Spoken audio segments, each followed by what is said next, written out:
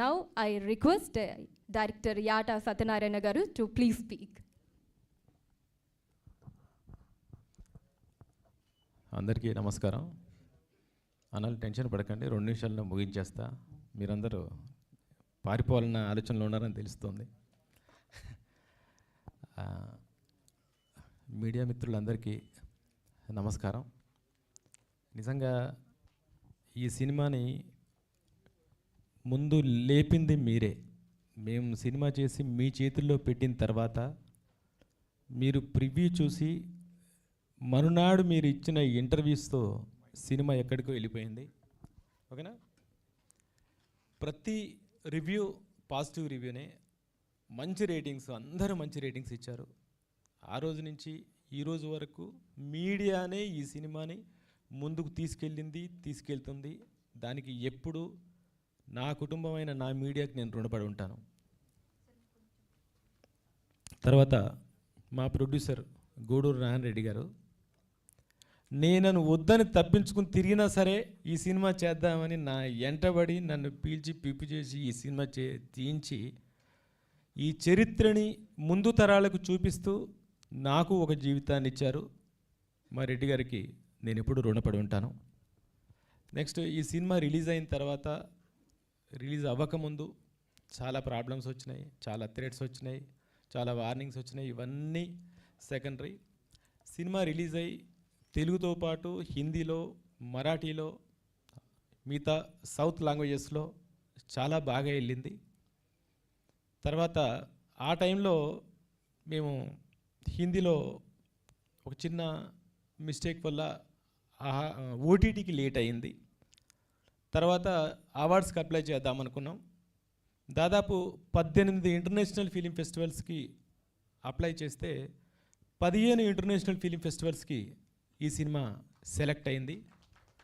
Indian panorama award దక్కించుకుంది. IFFI ఇఫీ గోవాలో best India డెబ్యూట్గా నమోదయ్యింది. అక్కడ బెస్ట్ డైరెక్టర్ నామినేట్ అయింది. దాంతోపాటు Ayodhya international festival, Vindhya international festival, cinematic international festival, Visakha international festivals, South Asia international festival, Mysore international festival, Goa IFFI international festivals, Tamil గమని అదొకటి ఏదో ఇంటర్నేషనల్ ఫెస్టివల్స్, చెన్నైది. ఇలా దాదాపు 15 ఫెస్టివల్స్లో నామినేట్ అయింది. 14 ఫెస్టివల్స్లో, అంటే విశాఖ వాళ్ళకి స్క్రీనింగ్ లేదు, 14 ఫెస్టివల్స్లో ఈ సినిమా స్క్రీనింగ్ అయింది.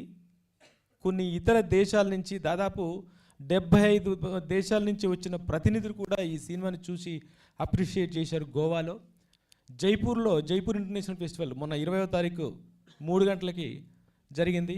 అక్కడ 72 దేశాల ప్రతినిధులు వచ్చి చూసి అప్రిషియేట్ చేశారు.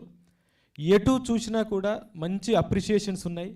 ఇంత పెద్ద స్వాతంత్ర పోరాటం, ఇంత గొప్ప స్వాతంత్ర పోరాటం ఇక్కడ జరిగిందా అని తెలుసుకొని మాట్లాడుతూ ఉన్నారు. శేఖర్ కపూర్ గారు లాంటి పెద్ద మనుషులు కూడా ఆ రోజు మాతో మాట్లాడారు గోవాలో.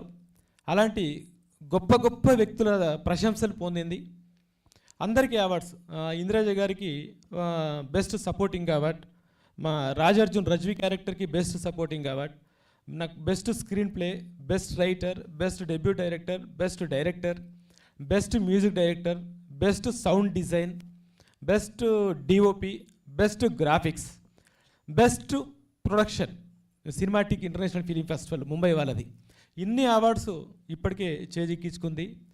ఇప్పుడు ఎంతోమంది, అప్పుడు మేము రిలీజ్ చేసిన టైంలో March 15th, ఆ టైంలో కొంచెం ఎలక్షన్ మూమెంటు, తర్వాత ఎండాకాలం, తర్వాత 10th ఎగ్జామ్స్ స్టార్ట్ అవుతున్నాయి, తర్వాత ఎలక్షన్ మూమెంట్ కాబట్టి చాలామంది క్యాంపెయినింగ్ మూడ్లో ఉన్నారు.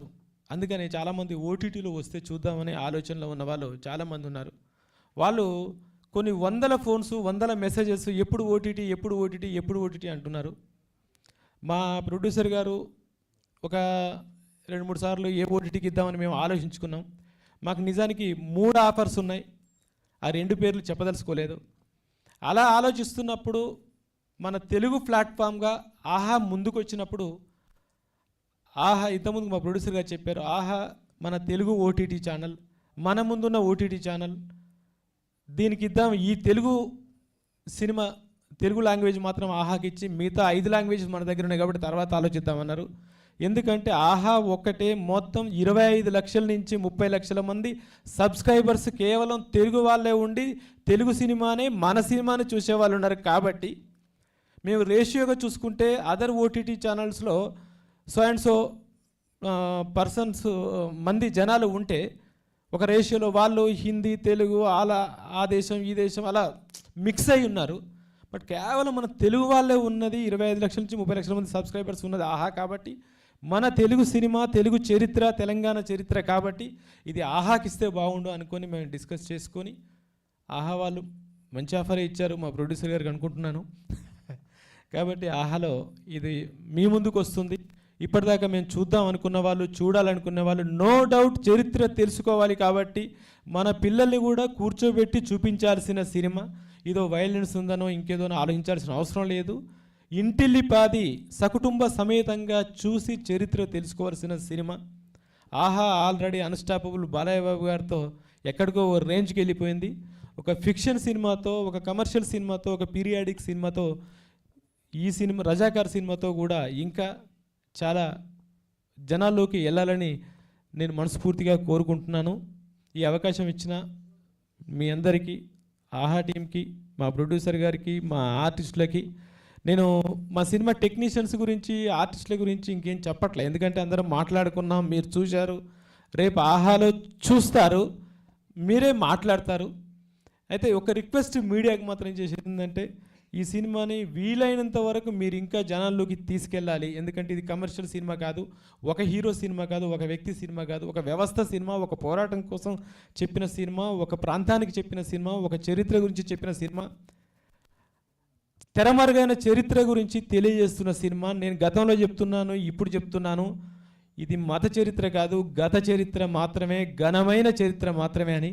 ఈ ఘనమైన చరిత్ర అందరికీ చూపించాలి, మీడియా ముందుకు తీసుకెళ్ళాలని మనస్ఫూర్తిగా కోరుకుంటూ సెలవు తీసుకుంటున్నాను. Thank you. Thank you sir. So ఎలా అయితే రజాకార్ మూవీ థియేటర్స్లో రిలీజ్ అయ్యి పాజిటివ్ టాక్ని సొంతం చేసుకుందో, అలానే ఇప్పుడు నెక్స్ట్ మన ఆహా ప్లాట్ఫామ్లో కూడా రిలీజ్ అయ్యి సేమ్